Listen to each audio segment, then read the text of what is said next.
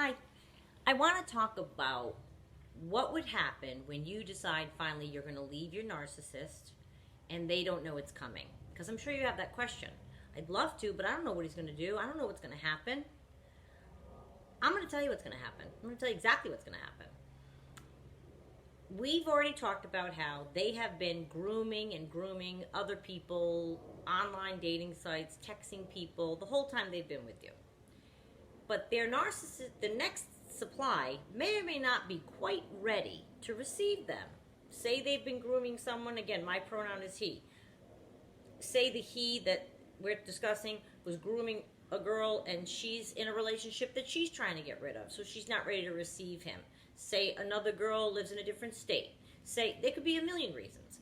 So if you discard them, which is a glorious feeling, by the way, I can just tell you, you leave a hole. You left a hole. It's an emergent situation now for them to plug up that hole. It's like, think of like gushing water. You know, like if a pipe breaks in your house, and you got hardwood floors and everyone's going nuts and you're grabbing towels and you're panicking. That is the desperation with which they will react if you discard them and they are not prepared, with new supply at the ready that they can run to. That minute. So that's when you are really going to hear it thick. Oh my God, please come back to me. I love you so much. I blew the best thing I ever had. I'm so sorry. I'll change. I love you. You will hear, they will pull out everything they can think of to tell you. Because they're trying to plug up the hole. The water is gushing. They're trying to plug up the hole, and they are desperate to fill that gap. They can never, ever have a gap in their supply. Ever. Last video we talked about being alone. That's what made me think about it. They can never, ever do that. So if you go ahead and discard them without warning, or even with warning, you start to talk about it and they start to... The thing is, if you give them some warning, they're going to try to lock in a couple of deals on the other, wherever, to make sure that they have a place to go to.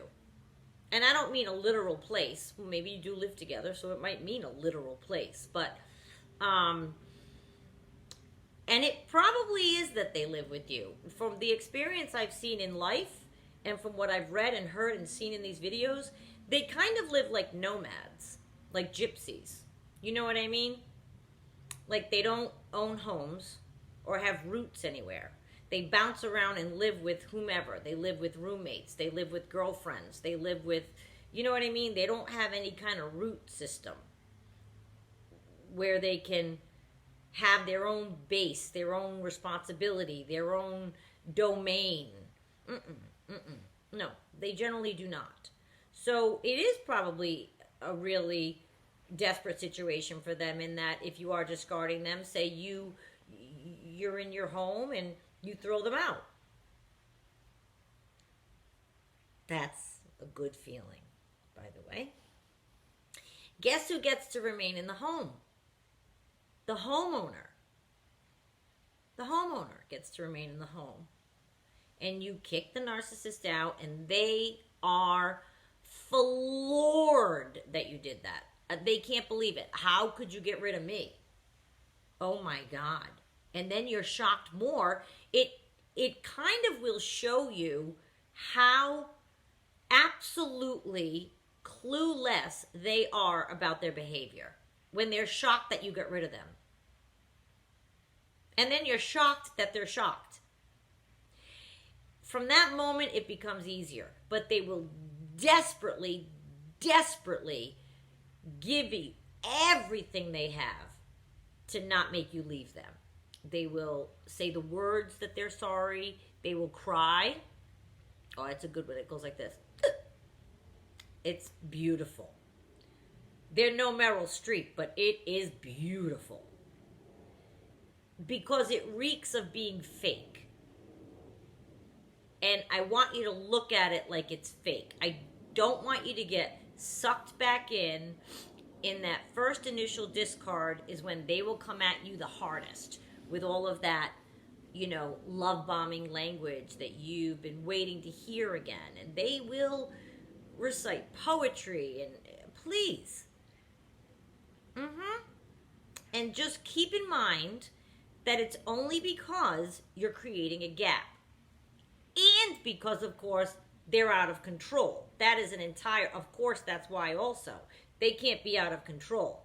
But the gap, if you are creating a gap for a narcissist where they don't have supply lined up immediately, it's going to be desperate. And the gushing hole is what I think of. But you're like the control part is a constant. They have lost control of you. You've made up your own mind. You're not going to bend. They can't change it back. No matter what they say, you're not biting. That's alarming for them. They're not used to that. And you have a right. You do. You have a right to maintain your focus on yourself. It's kind of like saying, I don't care that you feel those things anymore, or that you tell me that you feel those things anymore. I don't care. Minnie. I just want you to know what's coming, because it can be quite alarming. There could be tears, and let's stay up all night and talk, and I'll do everything you wanted, and okay. Yeah. Well, I don't have to tell you what I think about that. Come on. So I just want you to know what's coming. So if you discard one and that comes at you, just think of the gushing hole. They are desperately grabbing towels, buckets, everything to stop that water. That's all they're trying to do. Okay? So if you want to discard your narcissist, you go right ahead. Okay.